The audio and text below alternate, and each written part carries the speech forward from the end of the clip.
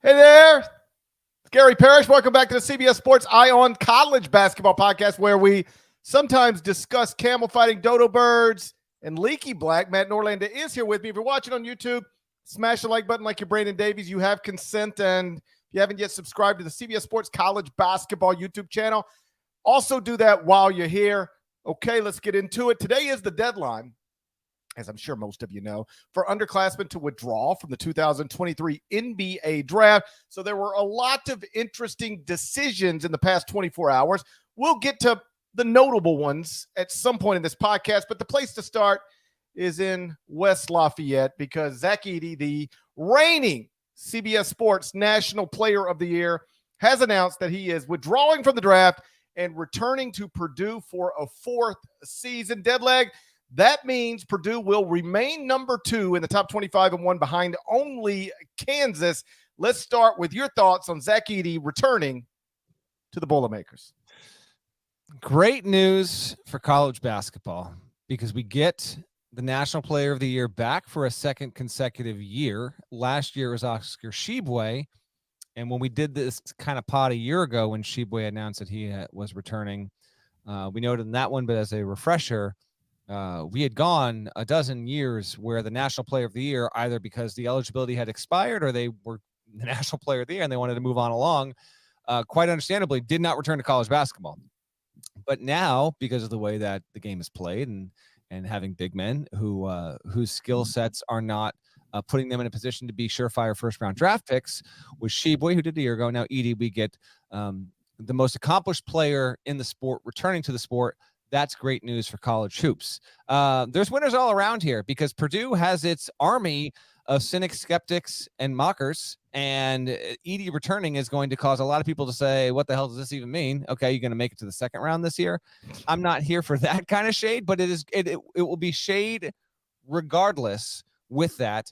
Edey got some really good looks at the NBA level. I'm going to echo with what our buddy Sam Bassini. We'll see if we can get to him before the pod's over here. It's an emergency pod. We're tight on time, Sam. But I had heard things in the past 24 hours, what Sam tweeted on Wednesday night as well. And this was a very tough decision for Zach. Sometimes you have guys who are conceived to be like 50-50 guys, but in reality, they kind of like just let the string play out for the final few weeks. And it's kind of a open secret that they're going to be returning to school. That's not what this was. And I believe Zach Edey would have been drafted had he stayed in the draft. I think there's a chance he would have been drafted in the top 45 had he stayed in the draft. But for whatever motivations and whatever reasons, and we will eventually find them out as Zach Edey will no doubt be talking about the process he went through and what ultimately led to him deciding to return. It's not just NIL. As a reminder, he is Canadian born, so he will have some NIL coming to him, but he is still in fact, Purdue was right on it. They had an NIL initiative with a Zach is back shirt. Nada's bringing it up right here, right now on the YouTube feed.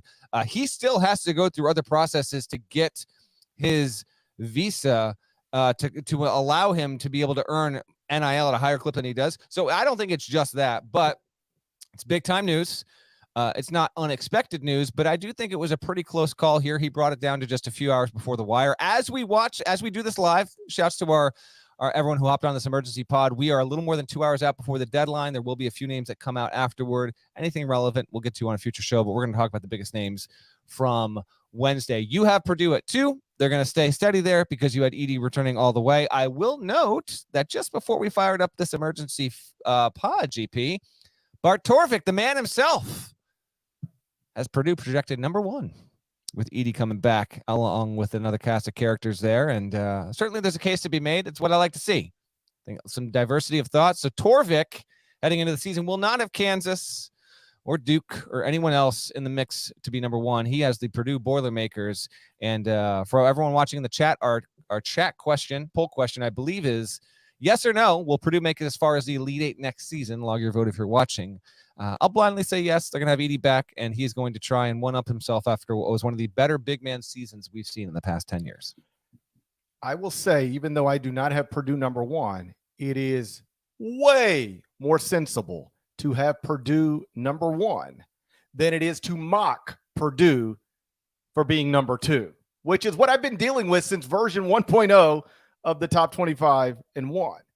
And I know the season ended badly with a loss to Fairleigh Dickinson, but when you are returning 6 of the top 7 scorers, including the National Player of the Year, from a team that won the Big Ten regular season title, won the Big Ten tournament, and secured a 1 seed in the NCAA tournament, you should be ranked either 1 or 2 or somewhere really close to that. Irrefutably top 5 if you really want to be, conservative with all of it. Yeah. People get so caught up on how it ended, and I get it. Like that, that is the most important game of the season, and they lost it. They blew it. They were terrible. I understand. But great teams lose to not great teams all the time. All the time. 16s? That's not what I mean. I know. I mean great teams lose to not great teams all the time. It just rarely happens to that degree in that moment. But the national champions lost to St. John's last season. All right. Now that's not the same. Golden Gate Mike doesn't apply. Okay. Get out of here with Golden Gate Mike slander. It wasn't in the NCAA tournament. It wasn't the last game of the year, so nobody cares. But what if UConn was playing the equivalent of St. John's in the first round of the NCAA tournament and lost that game? We would think, you'd be like,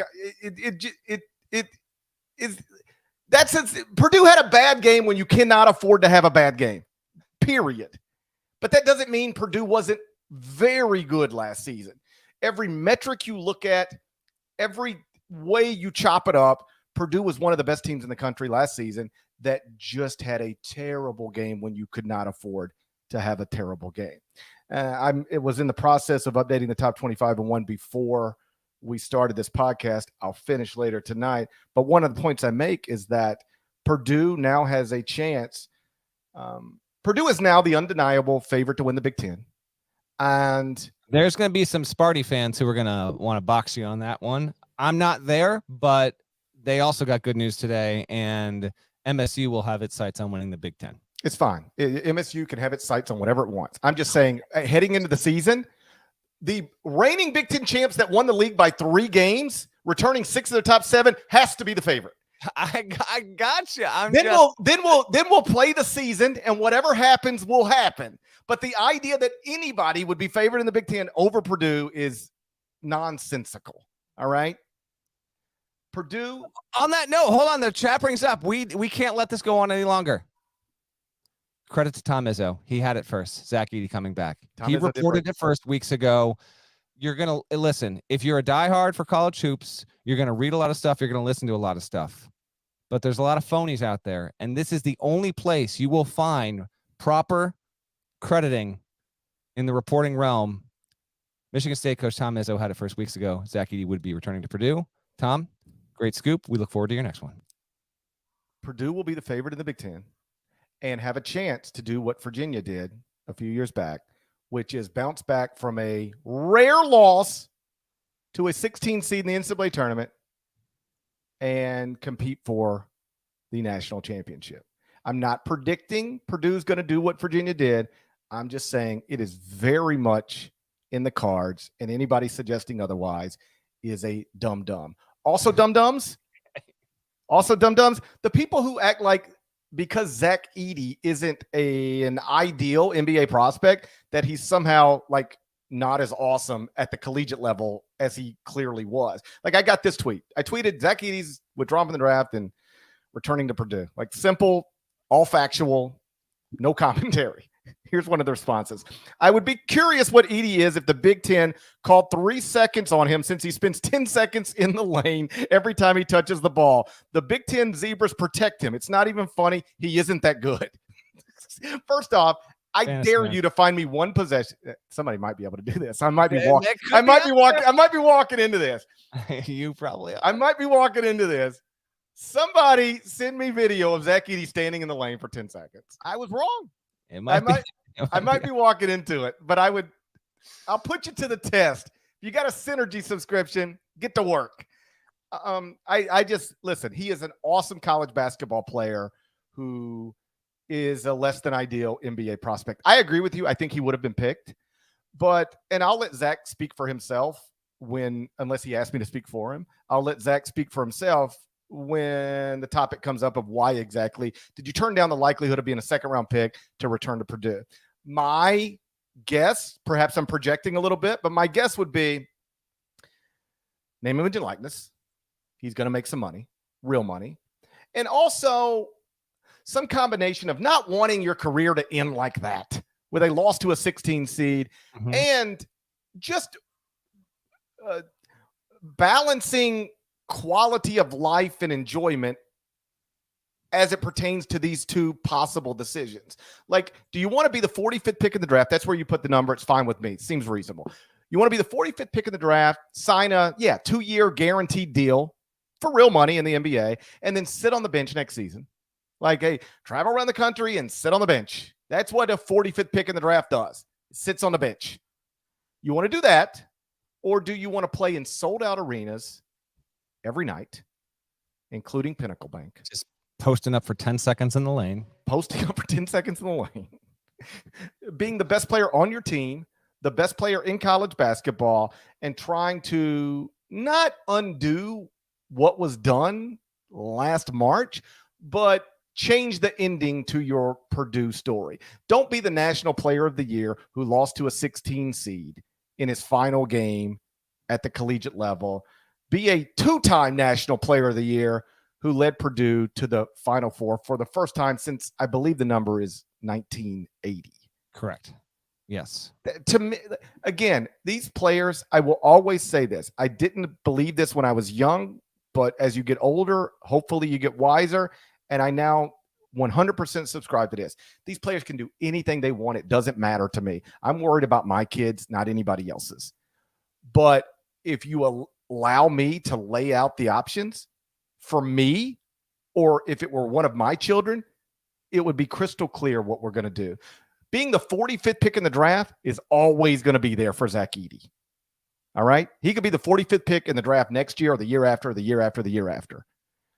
But having an opportunity to spend this next season in college, doing all the things I've already discussed, that's something if you leave, you never get it back.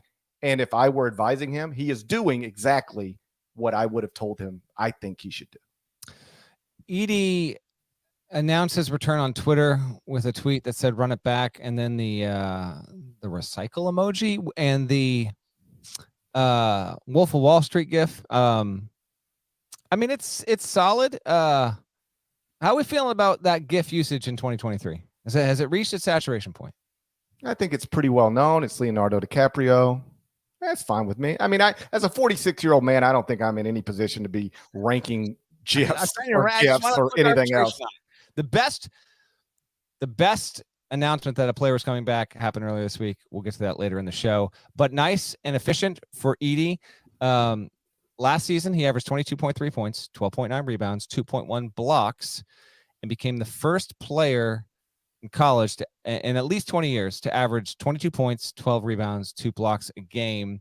He also, this is wild. This is according to Purdue, and I checked in earlier on this to make sure this was accurate, and it is. So Edey ranks 6th nationally in scoring, 2nd in boards, 19th in blocks per game, 21st in field goal percentage.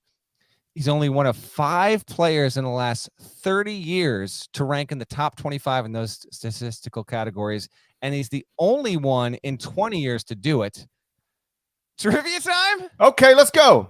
All right, let me give you a hint here. So only one other player, it's crazy to think about, but evidently true. Only one other player in the past 20 years has finished, I'm not talking top 5, top 10, top 25 in scoring, boards, blocks, and field goal percentage. You would think like dominant big man kind of come in and out. There wasn't more than one guy in the past 20 years that did that. There was not. Who was the player? You get 2 hints. Okay. Did not play in a power conference. All right.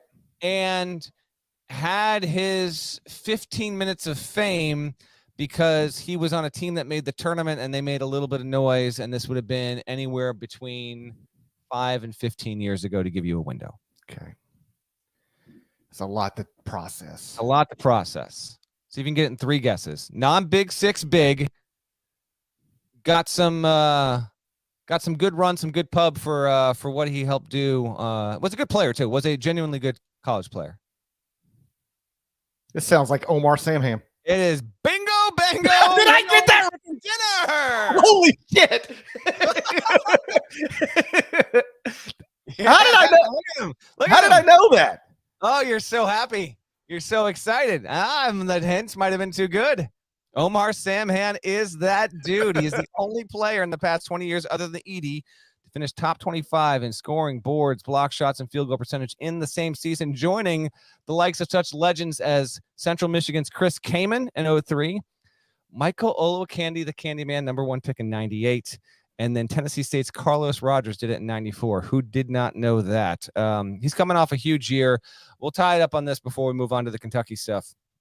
And speaking of Kentucky, you and I had a little bit of a tete-a-tete back in October of last year when I did not vote for Oscar Tshiebwe for National Player of the Year because, one, traditionally we almost never get that, and two, I wasn't convinced that he was going to be able to put up numbers that matched what he did the season before with the roster that Kentucky had. But I'm going to declare right now, I will pick Edey for National Player of the Year in the preseason this season because he was so good and he's continued to get better. And while there could actually be some more production around him as those guards get older, his dominance was different than Tshiebwe's. And obviously he's a larger human. I think he's going to be an even better passer. I think he'll probably, here's the scary part. Like he was a pretty good defender. He's going to probably be monstrous. If he wasn't that already, like, I think he's going to grow to that. So we must be in agreement here, right, GP? Like it can only be him considering just how dominant and prominent he was for the entirety of the season. Correct? Correct. I'll be logically consistent here. Purdue has to be the Big Ten favorite based on the fact that they won the Big Ten by 3 games last season and are returning 6 of the top 7, including the National Player of the Year. Similarly, Zach Edey has to be the preseason National Player of the Year because he was the unanimous National Player of the Year this season. He's back and his team's preseason top 5. Like, What do we even like? There's no real conversation to be had. Yeah, I was open to the conversation last year. I can't get there with anyone else heading into this season. It's got to be Edey across the board. Yeah, you like, and then same thing I said about the Big Ten race. And then we'll start playing games and we'll see how it goes. But I don't know how you could make an intelligent argument for anybody other than Zach Edey preseason National Player of the Year. Can we circle back to that Omar Samhan thing? Sure. That was wild. It was wild. It was a great call, man. If I hadn't given you Big Six, non-Big Six player, I'm not sure you would have gotten it. But if you wouldn't have said not, honestly, I was preparing my answer. If you wouldn't have said did not play in a power conference, I would have said Leaky Black. Okay. But when you limited it, I just started trying to think of front court players who played on teams and he just popped into my head. I don't even know how that happened. Sometimes things happen in this world. You don't even know how they happen. That was one. We all experienced that together. A thing that happens. Hey, huge news for Purdue. But you know who might be the polar opposite of Purdue on this day of all days? It could be the Kentucky Wildcats. 2 thumbs down day for UK. We'll talk about it next. First, we got a word from our partners. Said I'm fired up. I'm sorry your time's up. I see the time climb up. Came from the ashes, I rise up.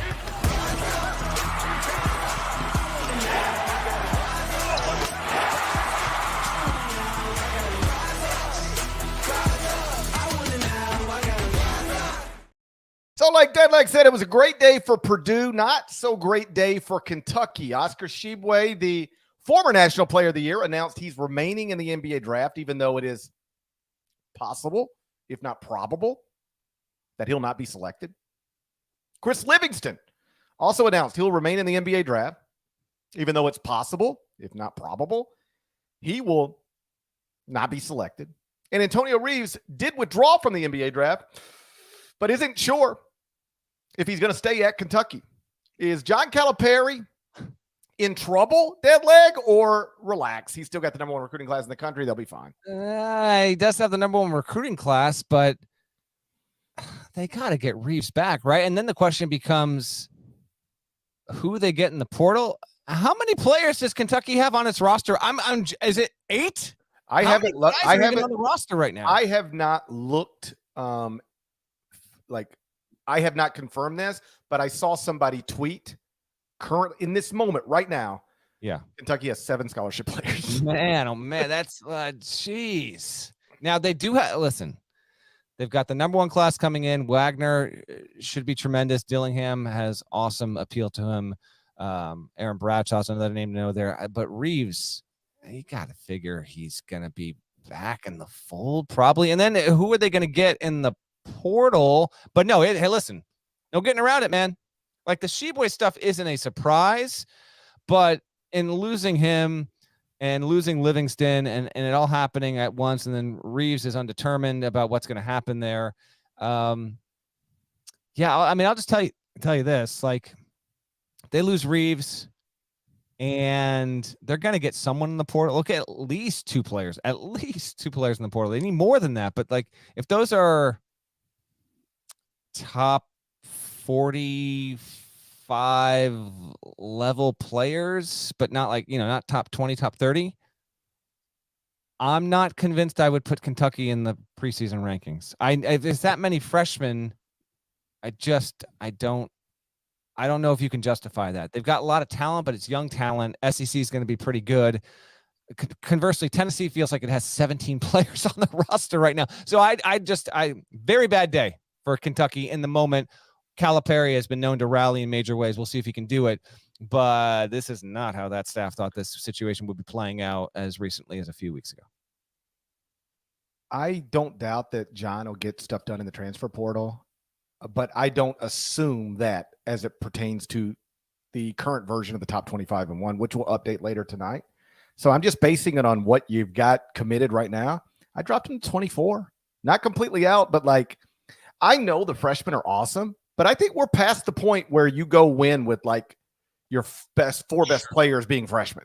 Especially when we're still in the COVID era where guys are getting the bonus year. And so teams on average are a lot older. Yeah. Yeah. Like, I don't think you win big if your best 4 players are freshmen or your best 5 players are freshmen. And that Kentucky in this moment looks like it's headed in that direction. Again, they'll get stuff done in the portal. They'll add experience. They'll add older guys. They'll fill out the roster. But on May 31st, this is not where UK, I echo what you just said. It's not where UK thought it would be. Are you surprised that Kentucky, of all places, is losing in players who might not get drafted? Like, listen, we'll get to Andre Jackson in a minute, left UConn. He's projected to go in the top 35 or somewhere in that. He could be a first rounder. He could be, but he's going to get picked. He's going to get a guaranteed contract. I don't want to say there's nothing you can do about that if you're UConn, but those are the types of players colleges lose all the time. For Kentucky to lose Oscar Tshiebwe to pick being done with Kentucky, even if the alternative to being at Kentucky is maybe G League, 2-way contract, certainly not getting picked is on the table. It just, something's off there. Because like it's Kentucky, they should have all the name, image. They have had staff members brag nobody's doing better in name, image, and likeness than Kentucky Wildcats. They've had people publicly who work in that program publicly proclaim that. And I'm not here to argue or debate it. I'm just saying, if that's true, how do you lose Oscar Tshiebwe and Chris Livingston? Well, it could be person by person, and sometimes players just get done with college. They just don't want to be part of that process. And you've mentioned that before, obviously, and that's sometimes part of it. But from a big picture perspective, you look at Kentucky, you look at what it's been like in recent seasons there, and you had the really, really bad season during the COVID year. They were good 2 seasons ago, and then they get flamed out by St. Peter's. But like, there are just these things keep on piling up and mounting, and I don't know what is amiss, but when you are the University of Kentucky and we look up at the end of May and your roster has 7 players on it under scholarship, 7, 8 players, right? Depending on, I guess, how you read the Reeves situation.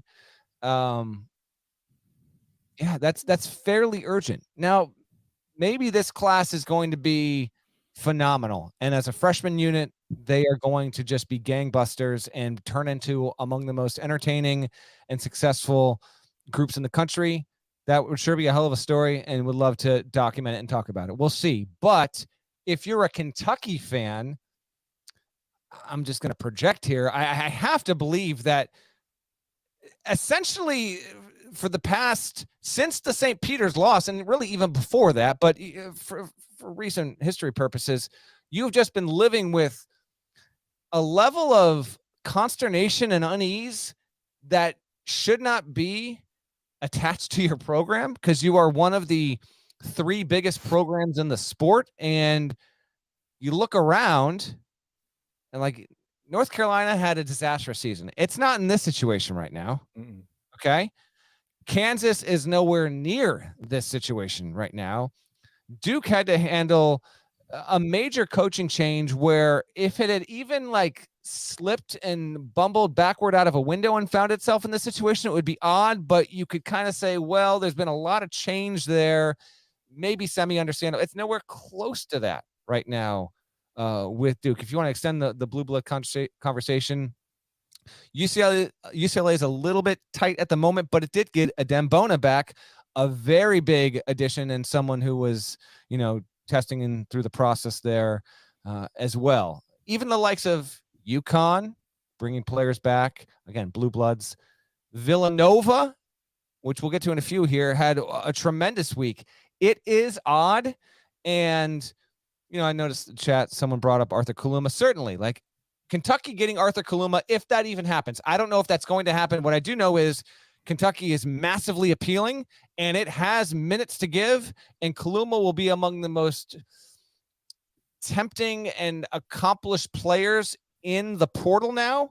And that would, to me, outside looking in, Kentucky would be as enticing if I'm Kaluma as any player out there, given that he's not in the draft anymore. He's coming back to college and is going to go in the portal, and we'll see where he goes. So if they get Kaluma, like, that's a big get, but it is bizarre to see Kentucky in this kind of situation. And now the question becomes, will we look up at the end of December and they're kind of still in this semi spiral, or can Cal really rally? Because if this upcoming season is rickety and up and down and bumpy and all this stuff, it was already noisy as hell for Cal last season. I mean, it was weekly. I find it hard to believe he could go through another season. Like if the roster isn't up to fans' expectations and they just can't keep themselves in the ranked conversation with regularity, GP week over week, then we really might have a melodrama on our hands in Lexington, even bigger than the one that we had last year. Well, you just bounced through some of the blue bloods, right? And you mentioned Duke. Cal Filipowski is a better NBA prospect than Oscar Tshiebwe or Chris Livingston. And somehow Duke was able to get him back. Mm-hmm. Like that would be concerning to me if I were a Kentucky administrator, a Kentucky staff member, or a Kentucky fan. We are supposed to be the biggest and the baddest. We're supposed to be leading the sport in NIL, and we have dudes who might not get drafted just staying in the draft instead of coming back to school. Why? That question needs to be asked. If I were Mitch Barnhart, I'd be asking that question. If I were a Kentucky fan, I'd be asking that question. Hey, Cason Wallace, fine. What are we going to do? Projected top 20 pick? That guy's going basically every time. But why are we losing guys to the NBA draft who aren't going to be drafted or at undeniably risk of not being drafted?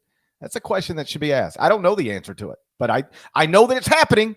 And the fact that it's happening is problematic. Agreed. And we'll see how they recoup and recover.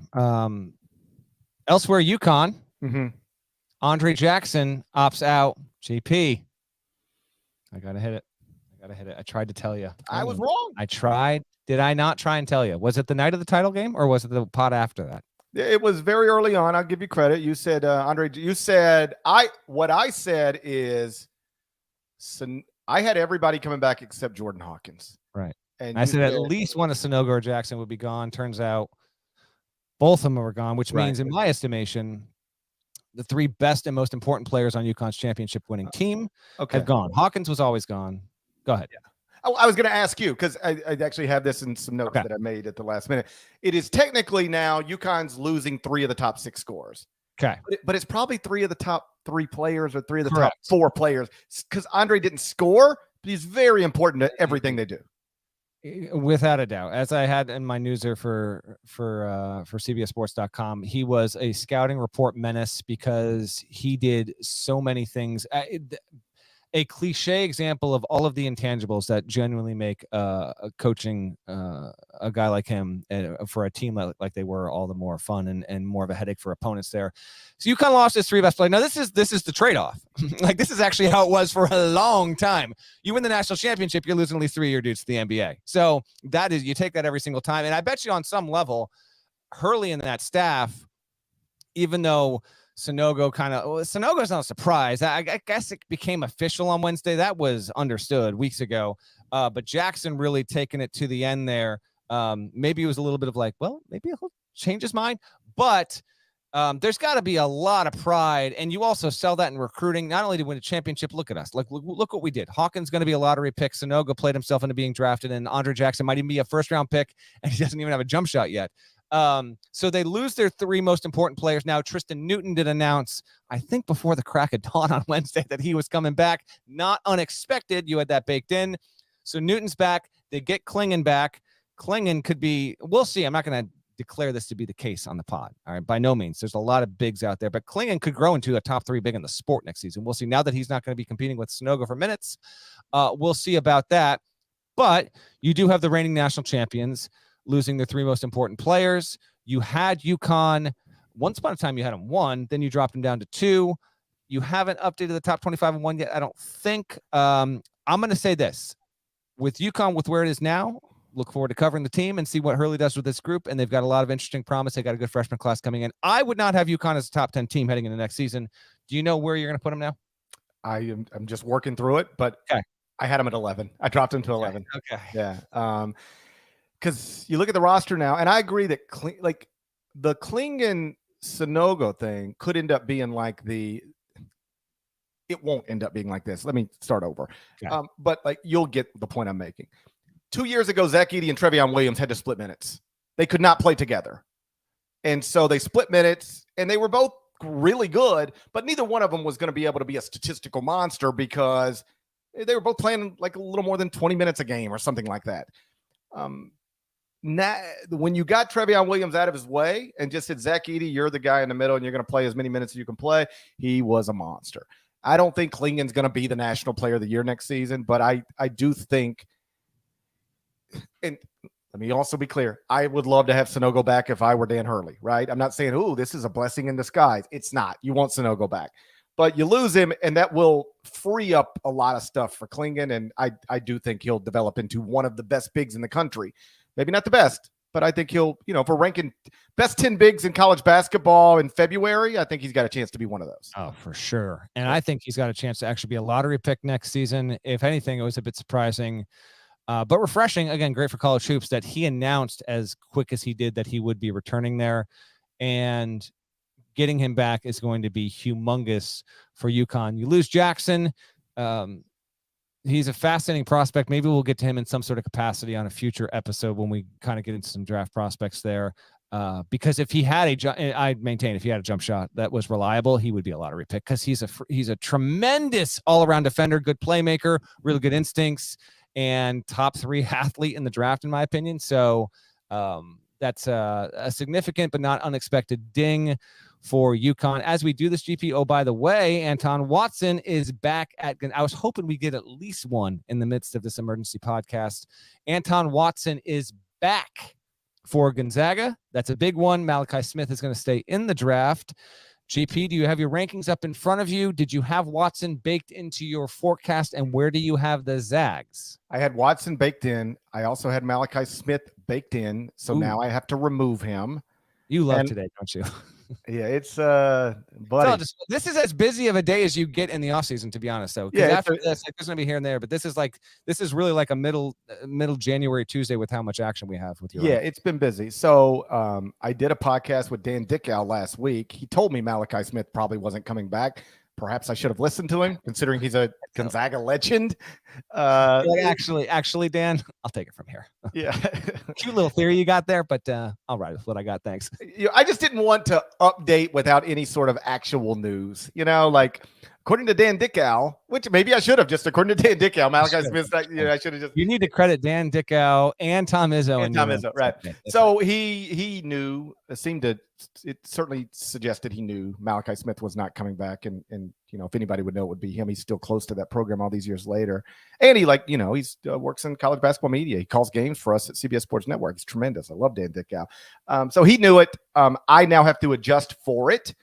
I moved Gonzaga down to 18. We talked about this before. I really like the addition of Nembhard. I really love the addition of Graham Ike more than most people do. But losing Malachi Smith matters. He was the sixth man of the year in the West Coast Conference. And, when you lose somebody that matters, you have to drop. And so Gonzaga is one of the teams that dropped. Basically, as I'm looking at it now, UConn had to drop because of Andre Jackson staying in the draft. Zags have to drop because of Malachi Smith staying in the draft. Kentucky had to drop for all the reasons we've already, gone through. And I did move Villanova into the top 25-1 with the addition of Tyler Burton. So those are the major changes that you'll see in version 16.0 of the top 25-1. I laughed out of nowhere because I did text Painter. I said, credit to Izzo. He had it first. And he goes, Izzo had the scoop. He just, that is just tremendous. I love it. Okay, let's get to a few other decisions here that came down on Friday. We'll start with Creighton. So Kaluma is not coming back. Trey Alexander is. And then although this wasn't today, my absolute favorite announcement that a player was returning. As a writer, I appreciate this economy of words, the clarity of the message, and how to the point it was. It's right here on the screen. Ryan Kalkbrenner, quote, I am coming back to Creighton for another year, period, end. Not an exclamation point, not an emoji, not a GIF, not any sort of graphic. It's just, I'm going to tweet this out. It was the simplicity of this. By the way, another guy who could be a top 3 big in the country and could be the front runner for Defensive Player of the Year heading into next season. Ryan Kalkbrenner, I'm coming back to Creighton for another year. Just to the point. If I were his editor, I would have said, if we're really trying to keep this as simple as possible, replace coming back with returning. We lose a word. That's true. If you really want to slice this down, I'm returning to Creighton for another year, or you could even just say I'm returning to Creighton, but that could leave it technically open for a little bit of interpretation. Right. Another year. Here we go. Another year. I would have replaced coming back with returning, but either way, simple, short, to the point. I can appreciate it. That's not a Norlander column, right? Ryan Kalkbrenner will never. That's a 3-second. You would have that if you had to announce Ryan Kalkbrenner was leaving Creighton, it'd have been a 7-minute read. No, I can keep. I got versatility. I can keep it nice and short. You haven't seen me once use that feature where you can tweet like 3,000. It hasn't happened once and never will happen. Okay, on the tweet machine, brevity all the way. All right, Creighton. This is also working as a refresher for our listeners. Gets Trey Alexander back. Not going to have Kaluma. Kalkbrenner's back. Baylor Shireman previously announced his return. Big East has a lot of doings going on. We're going to take a Nova in just a second as well. Where you got Creighton? I've got Creighton number 9 behind Arkansas. I believe we're still waiting to hear Jordan Walsh. Is that correct? We are, and I have checked in on that situation since the podcast began. I'm told no decision was even in yet, so that could be coming after we finish. So Devo Davis is coming back, though. That's right. If Jordan Walsh stays in the draft, I will drop Arkansas a little, and Creighton would move up to 8. But right now, I've got Arkansas 8, Creighton 9, Miami 10, UConn 11. I think one of the most important decisions that happened on Wednesday that I did feel was truly 50-50, and that's Virginia getting Reese Beekman. Beekman almost definitely. I think Beekman had a better chance of getting drafted than Edey. But Beekman is going to return, which is huge for Tony Bennett and Virginia, as there will be some retooling, but getting him back, Beekman could be on the short list for Defensive Player of the Year as well, albeit he's a different kind of defender than Kalkbrenner. And all around, I mean, we'll see what happens. But if Virginia really hits it off and Beekman grows even more, he could be in the thick of the ACC Player of the Year race. You don't have Virginia ranked, or do you, GP? I do not, but they're on a list of teams that I keep an eye on, but I don't think they crack the top 26 right now. Okay, a couple other guys that returned. I mentioned Anton Watson. He's back. Dembona, I mentioned him, UCLA. He's back. Cliff Amori, another big for Rutgers. He's back. Deron Holmes for Dayton. Not totally unexpected, but there was a lot of expectations for Dayton heading into last season. Just, they hit some bumps along the way, weren't what they expected to be. We'll be interested to see if Holmes, and they've got other talent on that roster, but if Holmes really pops, we'll see about that. And then this is another situation like Arkansas where let me just check my feed, make sure it's not in yet. We don't know Coleman Hawkins' situation, but Terrence Shannon Jr. is back for Illinois, which is humongous for the Fighting Illini to get him. If they get Hawkins back, would you rank the Fighting Illini amongst the top 25-1 if they get both? I'm going to have to talk to Tom Fornelli about that. Okay. Oh, that's also true. I'm going to have to talk to the ghost of Tom Fornelli. I need to text Tom Izzo and see what he's got with Coleman Hawkins here. It's getting kind of late. I would consider it. Text Izzo right. I would consider it, but I don't know that I would get them there. Other ones that I think we're still waiting on, correct me if I'm wrong. Okay. Dylan Mitchell at Texas. We are waiting on Dylan Mitchell, who I find to be a fascinating player in all of this. And as of now, it's not in. Jalen Clark at UCLA. He's in. He's in the draft for good? He's in the draft for good. Okay. When did they announce that? That was, I don't know, like 5-6 hours ago. Okay. It's been a blur, It's been a blur. No worries. We're waiting on, I believe, Chase Audich at Northwestern. TCU's got a couple of guys, Emmanuel Miller and Damian Baugh, both. And then Paul Mulcahy, I don't think, has announced his intentions either. One other guy that decided, I don't know if he's announced it, but I reported it hours ago. In fact, I'm not sure what's taking so long. Kobe Brown is going to stay in the draft. Missouri's Kobe Brown, who had a really good year, was an all-SEC player, but then again, the all-SEC first team was like 9 guys, so don't even get me started on that. But he was one of the 4 or 5 best players in the league last season, so that is a blow to Mizzou, not getting him back. It makes sense. That's the right kind of call. I think that's the majority of it from today. I might be missing a name or two. If you're in the chat and there's a particular guy we haven't hit on, feel free to chop. He's not on a preseason top. I'm really only focused on guys that are on top 25-1 teams or teams that could theoretically pop into the top 25-1. So that's why, I moved Villanova in once they had Tyler Burton. Naquan Tomlin has announced he's returning to Kansas State. He was a double-digit scorer for an Elite 8 team. So that's a notable one, but I don't have Kansas State in the top 25-1. I think we've touched on every guy who is still out there for a team that I could theoretically place in the next version of the top 25-1. I did mention Nova, and I do want to bring that up. So Nova's going to be interesting. Do you have them ranked or no, or are you considering it? I just moved them in to 20. Okay. I moved them into 25. I might take them higher. It's just intriguing. Yeah, but they've got some good pieces now. Well, they get Justin Moore back, which is significant, and then they're adding 4 players in the portal. Tyler Burton from Richmond, who announced his commitment on Wednesday, is the most significant of them, and he's a 6'7" wing. He averaged 19 points last season. He's really good, but they're Lance Ware was a bit player last season at Kentucky. He's going there. I could see him pop. They got Maryland's Hakeem Hart, who was an 11-point per game guy. He's joining TJ Bamba from Washington State. And I understand he's not a guy a lot of people saw, but there's also potential there. And when you consider what they bring back, it is an optimistic time for the Big East. There's a lot of just Big East in general. GP is intriguing as hell. Xavier just got a commitment today as well from a really good player in state. But Marquette, they lose. Oh, by the way, they lost Omax Prosper, who's going to stick into the draft. Right. But they'll still be a good team. Creighton brings back what we mentioned. Connecticut's still going to be a factor there.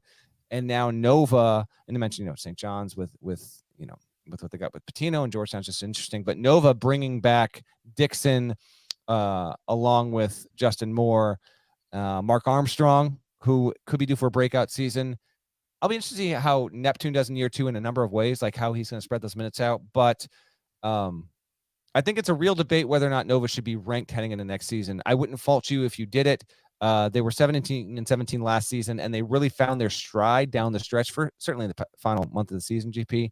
But if you were going to count teams among the winners, the 3 or 4 biggest winners midweek here. You have to include Villanova in that list. They have been able to remake the roster. And, oh, by the way, doing it, to state the obvious, Jay Wright did not exactly bring in guys in the portal. Now, the entire landscape has changed, and part of this is why Wright got out. But credits to Neptune for adapting and having to do so. But if Villanova is good next season, it's going to be good in a way that we've never seen Villanova be good before. I'm interested to see if they can get it done. I feel like we've said enough. You feel like man, this was a Wednesday night emergency pod, late night too. I got to be honest, show behind the show. We kind of set like Edey's got until this time to say yes or no, and then it's going to wait until Thursday morning. He passed that deadline. We agreed. All right, we'll just do it tomorrow. And then GP came around. I was like, you know what? It's time to give Tom Izzo some credit. Fire up this emergency pod. I said, okay, let's do it, buddy. I don't like setting we might or we might not for 11 p.m. Like I want to enjoy my night or not enjoy my night. I want to work or not work. I don't want to wait around to maybe work and not enjoy my night and all that entails. So I was like, listen, if we don't have a decision by like 7:15, 8:15, like let's punt till tomorrow morning. But when Zach Edey announced, I was still sitting here with I hadn't had any drinks. That's what I'm trying to say. So I was like, might as well work. Might as well work. I know, but it's like a Wednesday in the summer with a Mets game on. I might pop it. I might have a drink, but I didn't. I worked. And so once Zach Edey announced it, I decided, well, this is already a boring night for me. Might as well work some more. So I decided to keep working. Now we don't have to do this tomorrow morning. You sure? I am 100% sure. We're not doing this tomorrow morning. No, we are in the clear. And Nada, oh, by the way, I know is all too happy about that as well. It was great to chat with you, to run it down. Vicini in the chat. Did someone say, oh, he's here? Vicini. Sam, his mic's not working. He said, I want a Mulcahy deep dive for the NBA in Orlando. I'm not getting. Sam is in the chat. He says, I'm actually on the call. You can't see me. That is correct. You know what, though? We're overdue. We'll in all earnestness and honesty, we got to mix Sam back into a pod here sometime soon. That's got to happen. Last time he was on was trivia time? My birthday. Correct. Birthday of 22. So he's overdue. Am I unbelievable at trivia time? Is that the story of the offseason? I mean, I basically, Judah Mintz is also back for Syracuse. Someone mentioned that. That's actually a very notable one. Felt 50-50. So I don't want to not mention that as well. I come on, man. That was 82 miles an hour over the plate. Just a little. Who else could have got Omar Samhan? Who even knows that person? I think he's an agent now, by the way. Is he really? I think he's something like that. Yeah, I think that might be.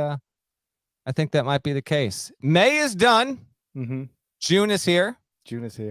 Thank you for continuing to listen to the show. And as news drops, we'll have it and we'll have it ready for you. But fun little emergency pod. Thank you to Zach Edey for returning to college basketball. Genuinely great storyline for the sport. And we'll see if they can write the redemption that Virginia did, although I feel like that might even be played out by the time we get to Thanksgiving. But it will be nonetheless something that will be a part of that team moving forward. If you're watching on YouTube, please smash the like button before you get out of here. And with that, allow me to say shouts to Devin Downey. Shouts to Chester, South Carolina. Shouts to Huck. Shouts to Larnell. Shouts to Omar.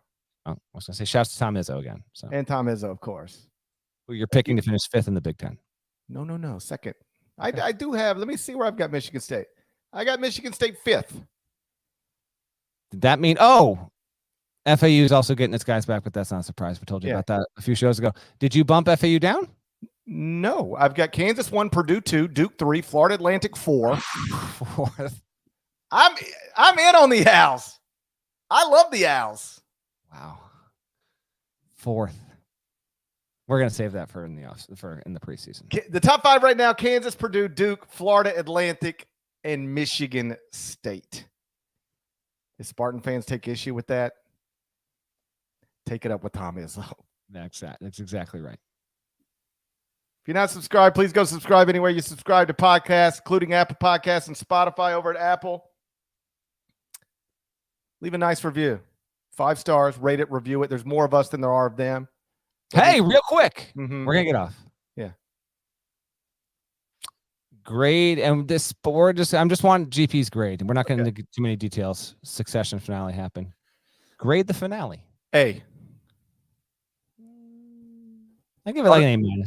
Thought it was I was great. good. I thought it was sensible. The way it played out is like the most sensible way for it to play out. And I thought every character found themselves in a position that made sense. I won't spoil it for people who haven't watched it and whatever, but I thought what I want to see in a series finale is something that lands the plane properly and makes sense.